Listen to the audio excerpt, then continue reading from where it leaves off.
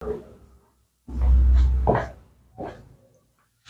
Hello everyone, कैसे हैं आप सभी। तो आज हम पढ़ने वाले हैं स्पेक्ट्रम और electromagnetic spectrum, emission spectrum, line spectrum, band spectrum, पता नहीं क्या क्या पढ़ने वाले हैं। तो आज हम इस सारे टॉपिक्स को कवर कर जाएंगे। बिल्कुल आसानी से समझ जाओगे आप चीजों को। कॉपी पेन लेकर के बैठे और आसपास की सारी डिस्ट्रैक्शन को हटा दें। तो सबसे पहले पढ़ाऊंगा स्पेक्ट्रम, फिर इलेक्ट्रोमैग्नेटिक स्पेक्ट्रम क्या होता है। बहुत आसान चीजें हैं, वैसे तुमने पढ़ा भी होगा। इंद्रधनुष जो बनता है वो स्पेक्ट्रम होता है। देखो क्या होता है, जब भी किसी लाइट को, मोस्टली आपने पढ़ा होगा, जब किसी व्हाइट लाइट को क्या किया जाता है, किसी प्रिज्म में से पास करते हो तुम, तो प्रिज्म में से पास करने के बाद जब ये बाहर निकलती है तो ये 7 कलर्स में डिवाइड होकर के निकलती है ना। अपना स्पेलिंग का थोड़ा ध्यान रखना, मैं ऐसी गंदी स्पेलिंग लिखता हूं। 7 कलर्स में डिवाइड हो जाती है। वॉयलेट से लेकर के कहां जाती है ये, violet to red. This is called the spectrum. बस आ गया ना समझ में कि भाई जब एक लाइट को पास किया जाता है वो डिफरेंट टाइप से स्प्लिट हो जाती है, स्प्लिट्स हो जाती है। और ये स्प्लिट हुई, इस गुच्छा जो हो गया ये लाइंस का, ये जो डिफरेंट वेवलेंथ में स्प्लिट हुई है, ये डिफरेंट कलर्स में स्प्लिट हुई है, इसी को हमने क्या बोला, स्पेक्ट्रम का नाम दे दिया। बस अब आप खुद देखो, जो वॉयलेट होता है और रेड होता है, दोनों जो है, अरे यार, वॉयलेट से रेड तक जाते हैं तक कुछ नहीं कर सकता। ये जो बाहर जो आते हैं ना, ये कई तो ऐसे होते हैं कि बस दबाए रहते हैं, हॉर्न को छोड़ते ही नहीं है यार, पता नहीं क्या है ये, मतलब दिमाग ही नहीं है। तुम ऐसे मत समझना। वॉयलेट से रेड तक जाते हो, इनमें आपके बीच में ब्लू कलर आते हैं, येलो भी आता है, बहुत सारे कलर आते हैं। सबकी वेवलेंथ क्या होती है, सबकी वेवलेंथ अलग होती है ना, सबकी वेवलेंथ अलग होती है, सबकी फ्रीक्वेंसी अलग होती है। कई बच्चे सोच रहे होंगे सर वेवलेंथ क्या होता है, फ्रीक्वेंसी क्या होता है, हमें बता दो। तो मैंने ना पीछे वीडियो डाली है, वो जाके देखो आप। अगर मेरी नहीं देखनी, चाहे किसी की भी देखो, बस सीख जाओ। जरूरी नहीं आप मेरी वीडियो देखो, किसी की भी देखो, बस सीख जाओ चीजों को, ठीक है। तो वेवलेंथ है, वेवलेंथ क्या होती है, क्रस्ट होती है ना जो वेव की, उनके बीच का डिस्टेंस होता है। 2 कॉन्सिक्यूटिव क्रस्ट के बीच का डिस्टेंस क्या होता है, या 2 कॉन्सिक्यूटिव ट्रफ ले लो, उनके बीच का जो डिस्टेंस होता है उसे वेवलेंथ का नाम दिया जाता है। बस स्पेक्ट्रम मेरे ख्याल से तुम्हें क्लियर हो गया है। अच्छा, ये जो 7 कलर डिवाइड होते हैं, इनको इन इंप्रेशन को कि भाई ये अलग अलग वेवलेंथ के, इनको चेक किया जाता है फोटोग्राफिक प्लेट के ऊपर। और फोटोग्राफिक प्लेट के ऊपर जो ये इंप्रेशन आता है, इसी इंप्रेशन को हम स्पेक्ट्रम का नाम दे देते हैं। समझ रहे हो मेरी बात को। तो यहां पे मैं इसकी डेफिनेशन लिखता हूं, तब ज्यादा समझ में आएगा। When a light or a radiation analysed on a photographic plate, on a photographic plate by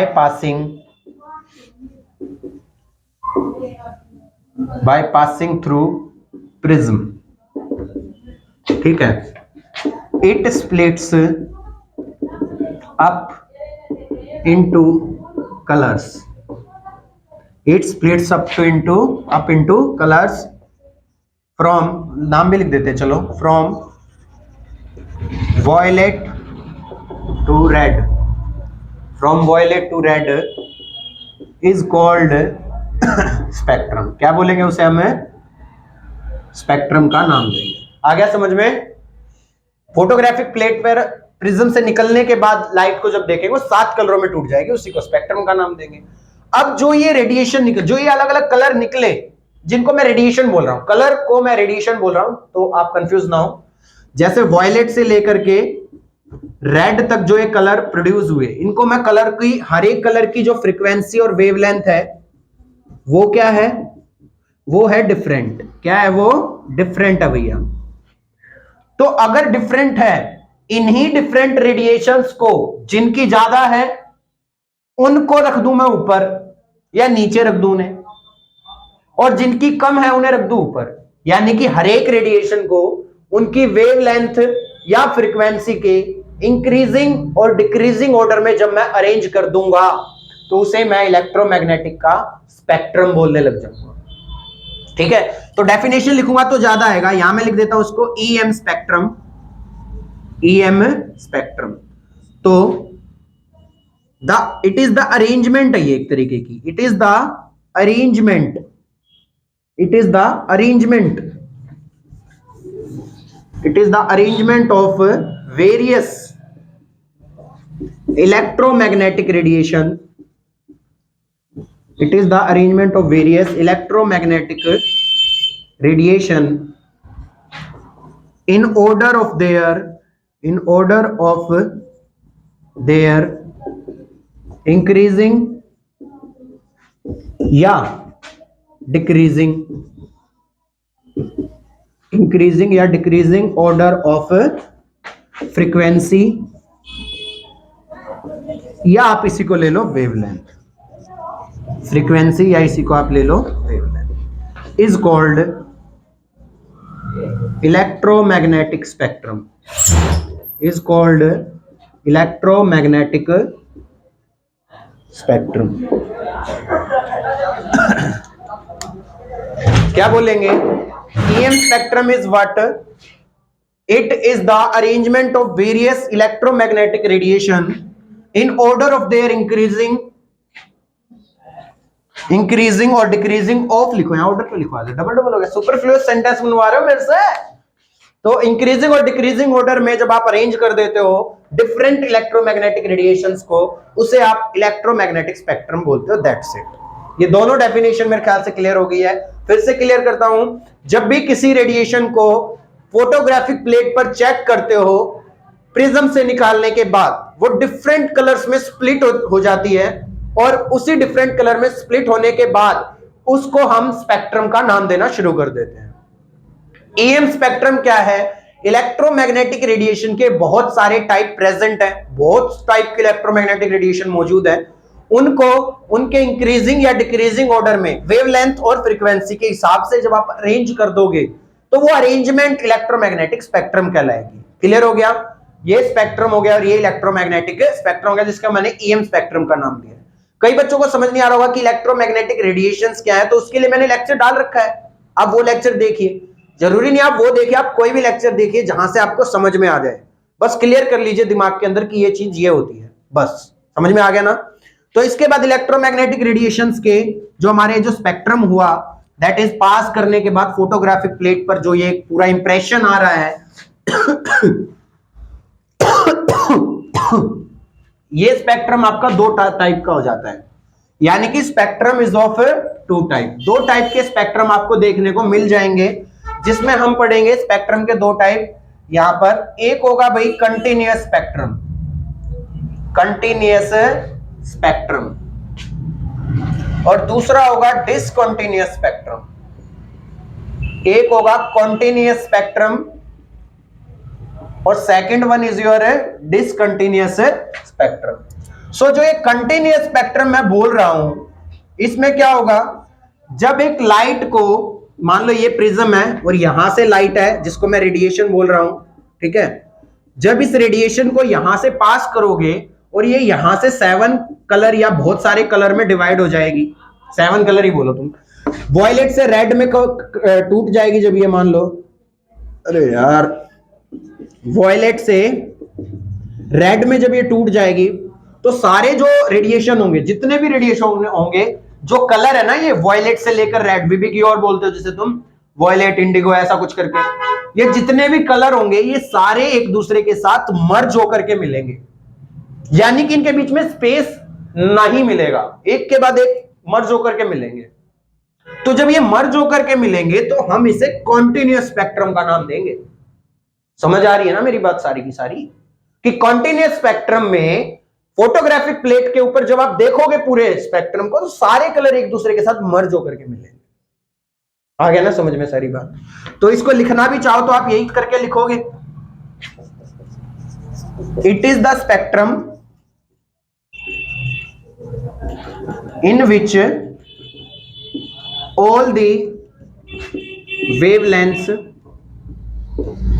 are closely spaced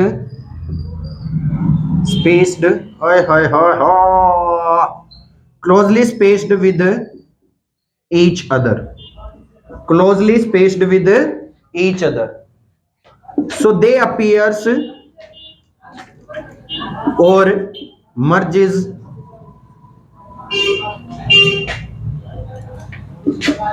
together in continuous manner. Spectrum वो जिसके अंदर सारी wavelength closely space with each other और merges together in continuous manner, in continuous manner is called continuous spectrum, is called continuous spectrum. आ गया समझ में? इसके बाद आता है second one is your discontinuous spectrum.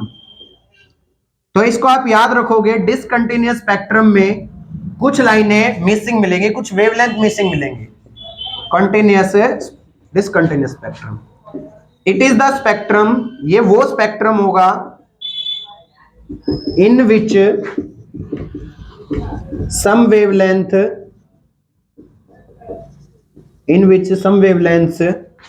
are found to be missing, are found to be disappear, are found to be disappears.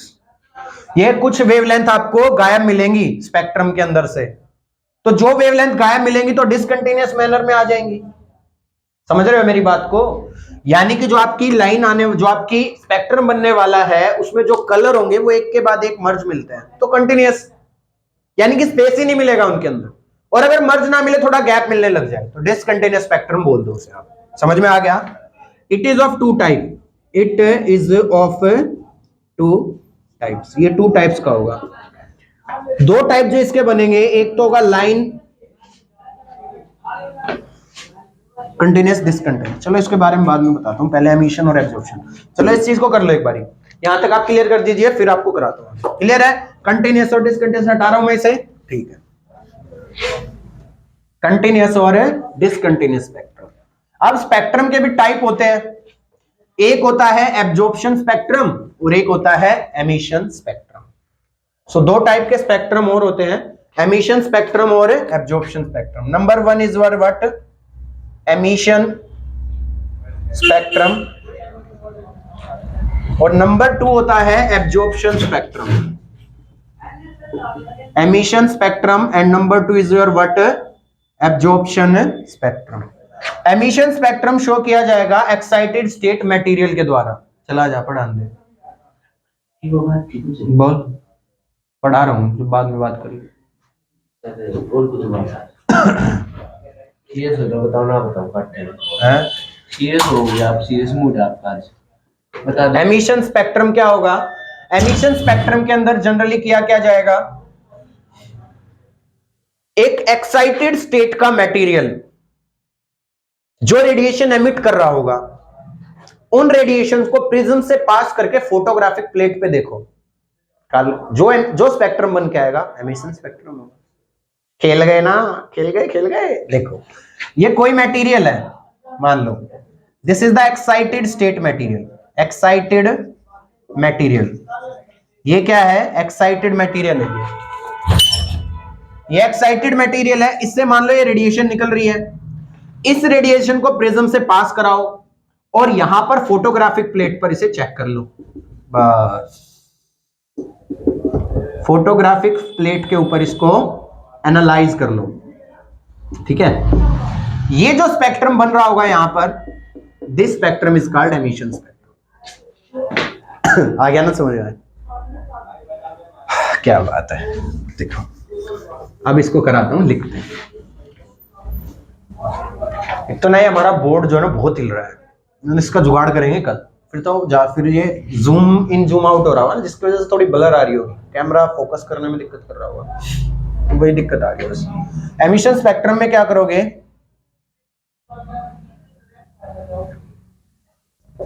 It is the spectrum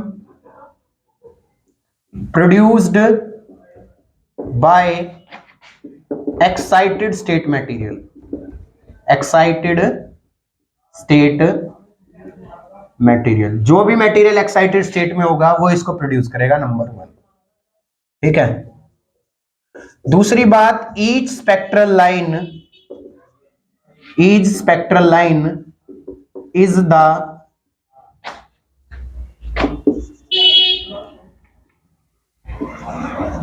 electronic transition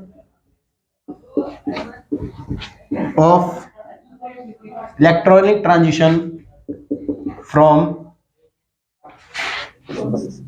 higher to lower state।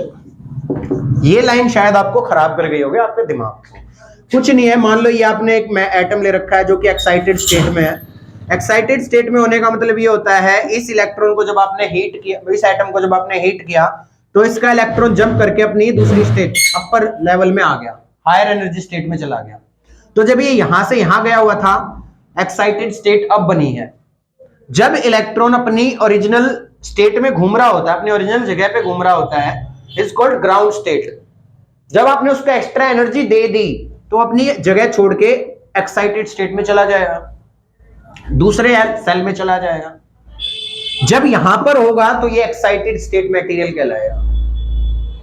और अब energy withdraw कर लो आप वापस, तो यही वो electron वापस अपनी ओरिजिनल जगह पे आएगा, तो रेडिएशन एमिट करेगा। इसी रेडिएशन को आपने प्रिज्म पे चेक किया है। मेरे ख्याल से समझ आई है बात, आ गई ना? बोल दो चलो बोलो, समझ आई है? फिर से बताता हूं, ये इलेक्ट्रॉन अपनी जगह छोड़ के यहां कब जाएगा? जब आप इसको एक्स्ट्रा एनर्जी दे दोगे। जब अपनी जगह छोड़ के किसी और की जगह पे चला गया उत्पात मचाने, तो जहां वो चला गया, this is the excited state. अब जैसे एनर्जी आप विड्रॉ करोगे, जो एनर्जी दी थी वही वापस आ जाए, ले, तो इलेक्ट्रॉन अपनी जगह छोड़ करके वापस इस ओरिजिनल जगह पे आएगा।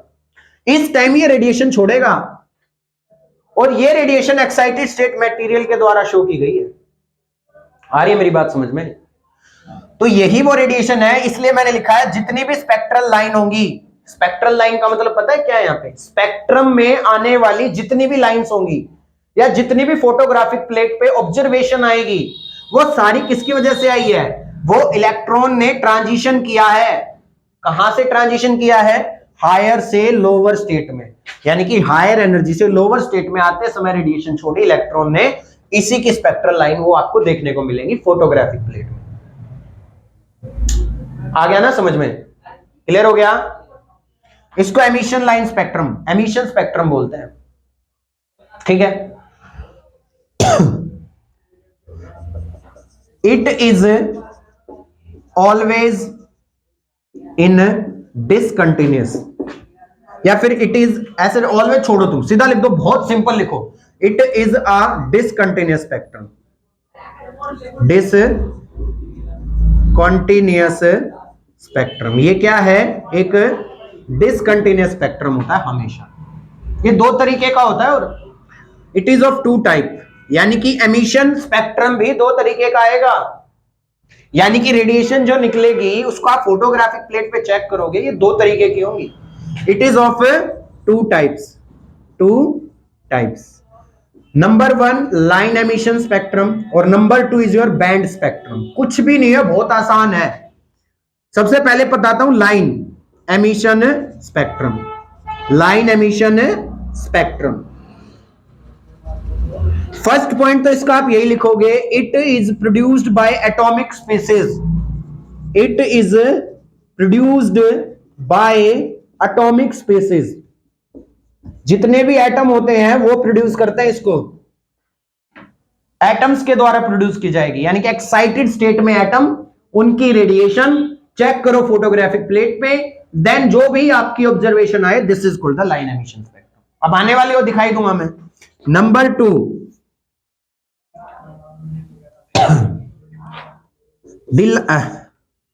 द रेडिएशन, या फिर इसको लिखो, डेफिनेशन में लिखोगे, when the wavelength appears as a group of line,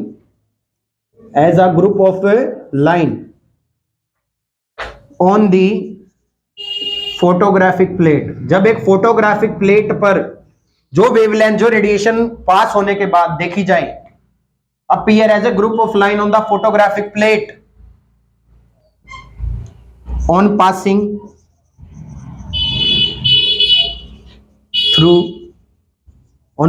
through the prism is called line spectrum. क्या बोलेंगे उसे? लाइन स्पेक्ट्रम का नाम देंगे। डेफिनेशन को दोबारा रीड करवाता हूं। जब वेवलेंथ अपीयर्स हो, यानी कि जो लाइट प्रिज्म से पास होने के बाद लाइन के ग्रुप की तरह अपीयर हो, जैसे मेरी उंगलियां मान लो लाइन है, ये ऐसे लाइन की तरह अपीयर हो फोटोग्राफिक प्लेट के ऊपर। मान लो this is your photographic plate, और प्रिज्म से पास होने के बाद रेडिएशंस कुछ ऐसे दिख रही है लाइन की तरह, ये लाइन की तरह दिख रही है, ठीक है, ये दिख रही है लाइन की तरह। This is called the line emission spectrum, ठीक है। इसमें आप ये ऐड कर सकते हो, and each line is separated bye, ये जो बीच में लिखा है वैसे तो वो व्हाइट दिख रहा होगा, this is the dark space, this is the dark space. Each line, third point बना लो और आसान हो जाएगा तुम्हारा, यहां पे लिख दे रहा हूं थर्ड पॉइंट को, ठीक है, ये लो। ईच लाइन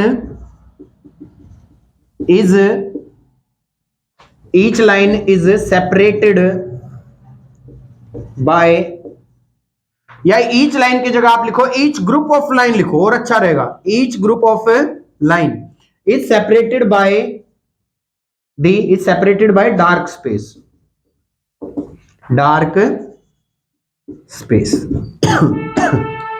सबसे मेन डिफरेंस तो यही है। क्लियर हो गया? This is the line emission spectrum. आ गया होगा मेरे ख्याल से समझ में आपको। पूरा समअप कर दूं तो लाइन एमिशन स्पेक्ट्रम क्या होगा? जब आप फोटोग्राफिक प्लेट पर एटॉमिक स्पीसीज के द्वारा निकलने वाली रेडिएशन को चेक करोगे तो ग्रुप ऑफ लाइन की तरह दिखाई देंगी और सेपरेट होंगे ये group of line dark space के द्वारा। इसको हम लाइन एमिशन स्पेक्ट्रम बोलेंगे। इसके बाद आता है बैंड स्पेक्ट्रम। ये तो नाम से ही क्लियर हो रहा है। अब थोड़ा सा ध्यान देना, ये जो लाइन बनी हुई है इनको क्लोज ले आता हूं मैं। जब इन लाइन को क्लोज ले आऊंगा मैं, तो ये मेरी फोटोग्राफिक प्लेट है जो मैं बना रहा हूं। यहां पे आपको सारी चीजें क्लियर हो रही होंगी मेरे ख्याल से। तो फोटोग्राफिक प्लेट, जब इन लाइन को क्लोज ले आऊंगा तो ये सारी लाइन एक दूसरे के साथ ऐसे मर्ज हो जाएंगी कि बैंड दिखाई देगा। मर्ज होने का मतलब एक दूसरे के पास क्लोजली पैक आ जाएंगी ये इस तरीके से। ये देखो, ये एक दूसरे के साथ बिल्कुल ऐसे मर्ज हो जाएंगे कि ये बैंड बन जाएगा और तुम्हारा भी बैंड बन जाएगा, है ना। ये एक दूसरे के साथ ऐसे मर्ज हो जाएंगे कि बैंड बन गया ये। तो ये बैंड अपीयर होगा जैसे कि ये बैंड बन गया हो, ठीक है। when the wavelength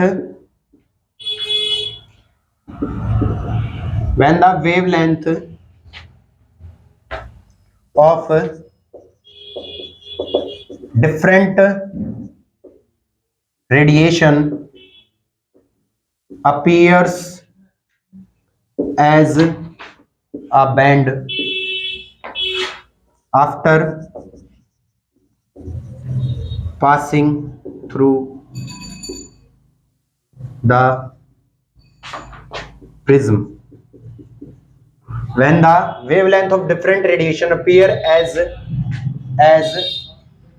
band after passing through the prism is called band spectrum. Is called band spectrum. Number 2, lines of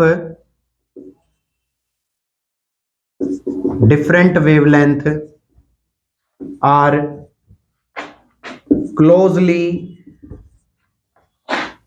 spaced with each other so that no gap left between them. इतना space हो जाएंगी कि उनके बीच में कोई gap ही नहीं बचेगा। समझ में आ गया? So that no gap left between them. Clear हो गया होगा। Number third is the most important point, it is produced by the molecular species, molecular species. इससे पहले वाला बैंड जो स्पेक्ट्रम शो किया गया था वो किसके द्वारा शो किया गया था, एटॉमिक स्पीसीज के द्वारा, और ये किसके द्वारा शो किया जा रहा है, मॉलिक्यूलर स्पीसीज के द्वारा। मेरे ख्याल से आपको दोनों स्पेक्ट्रम समझ में आए हैं, बैंड स्पेक्ट्रम भी और लाइन एमिशन स्पेक्ट्रम भी, और ये क्लियर हो गया। हटा दो इसे यहां से।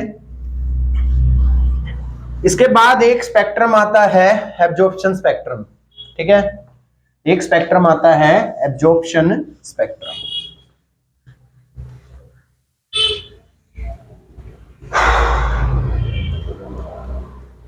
एब्जॉर्प्शन स्पेक्ट्रम को कराएंगे नेक्स्ट वीडियो में। सो ये वीडियो यहीं पे स्टॉप करते हैं थोड़ी तबीयत से भी डाउन है और गला भी पता नहीं कैसे हो रखा है। तो नेक्स्ट वीडियो में एब्जॉर्प्शन स्पेक्ट्रम और हाइड्रोजन स्पेक्ट्रम कराऊंगा। 15 से 20 मिनट का लेक्चर होगा सूट हुआ, और उसमें हो जाएगा। बाकी लेक्चर आपको मिल ही जाएंगे, सारे आते हैं धीरे धीरे करके।